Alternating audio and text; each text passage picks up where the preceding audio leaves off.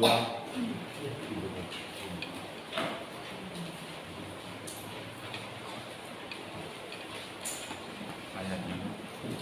Ayat 1 sampai dengan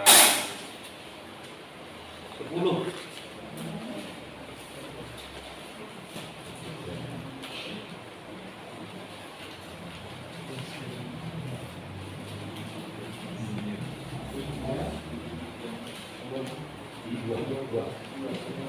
Bab 2.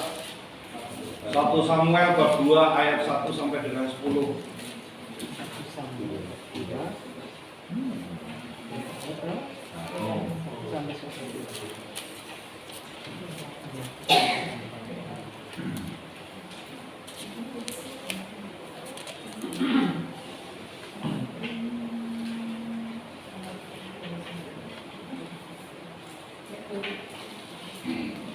Sudah ketemu?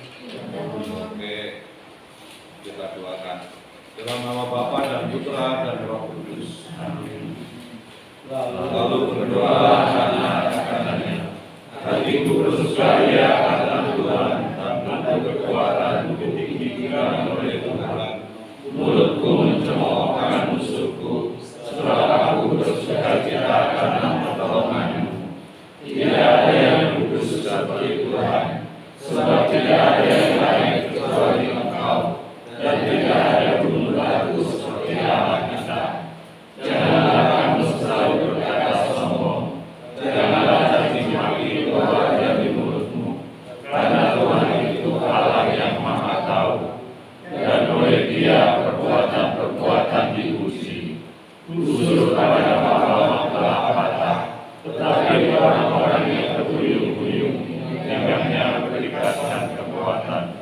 Siapa yang menyandra dahulu sekarang menyewakan dirinya karena makanan, tetapi orang yang lapar dahulu sekarang mulai beristirahat. Bahkan orang yang mandul melahirkan 7 anak, tetapi orang yang banyak anaknya menjadi berayu. Tuhan mematikan dan menghidupkan. Ia menurunkan ke dalam dunia orang mati dan mengangkat dari sana. Tuhan membuat miskin dan membuat kaya. Ia merendahkan dan meninggikan juga. Ia meregakkan orang yang hina dari dalam debu, dan mengangkat orang yang miskin dari lumpur, untuk mendudukkan dia bersama-sama dengan para bangsawan, dan membuat dia memiliki kursi kehormatan. Sebab Tuhan mempunyai alas bumi, dan di atasnya Ia menaruh daratan. Langkah kaki orang-orang yang dikasihinya dilindunginya, tetapi orang-orang fasik akan mati binasa dalam kegelapan. Sebab bukan oleh karena kekuatannya sendiri seseorang berkuasa. Orang yang berbantah dengan Tuhan akan dihancurkan. Atas mereka yang duduk di langit, Tuhan mengadili bumi sampai ke ujung-ujungnya.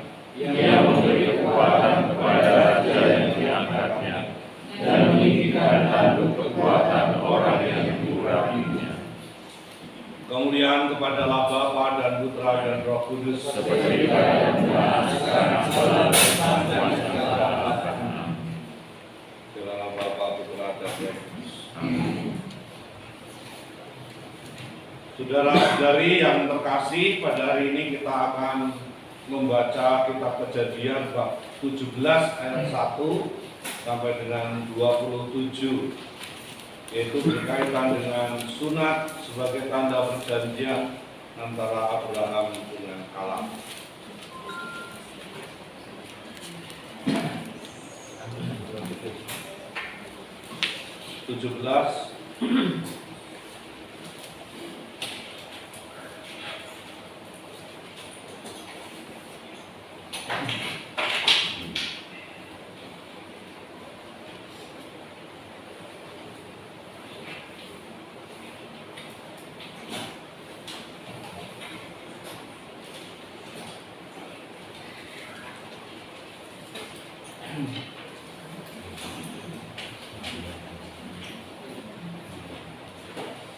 Sudah ketemu?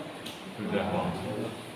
Kejadian 17 ayat 1 sampai 20. Barcode. Satu ayat. Ketika Abram berumur 90 tahun, maka Tuhan menampakkan diri kepada Abram dan berfirman kepadanya, Akulah Allah yang Maha Kuasa, hiduplah di hadapanku dengan tidak bercela. Aku akan mengadakan perjanjian antara aku dan engkau, dan aku akan membuat engkau sangat banyak. Lalu sujudlah Abram, dan Allah berfirman kepadanya, Dari pihakku, inilah perjanjianku dengan engkau. Engkau akan menjadi bapa sejumlah besar bangsa. Karena itu namamu bukan lagi Abram, melainkan Abraham. Karena engkau telah kutetapkan menjadi bapa sejumlah besar bangsa. Aku akan membuat engkau beranak cucu sangat banyak. Engkau akan kubuat menjadi bangsa-bangsa, dan daripadamu akan berasal raja-raja. Aku akan mengadakan perjanjian antara aku dan engkau serta keturunanmu turun-temurun menjadi perjanjian yang kekal, supaya aku menjadi Allahmu dan Allah keturunanmu. Kepadamu dan kepada keturunanmu akan kuberikan negeri ini yang kau diami sebagai orang asing, yakni seluruh tanah akan kuberikan menjadi milikmu untuk selama-lamanya, dan aku akan menjadi Allah mereka. Lagi firman Allah kepada Abraham, dari pihakmu engkau harus memegang perjanjianku, engkau dan keturunanmu turun-temurun. inilah perjanjianku yang harus kamu pegang, perjanjian antara aku dan kamu serta keturunanmu, yaitu setiap laki-laki di antara kamu harus disunat. Haruslah dikerat kulit katan, dan itulah akan menjadi tanda perjanjian antara aku dan kamu.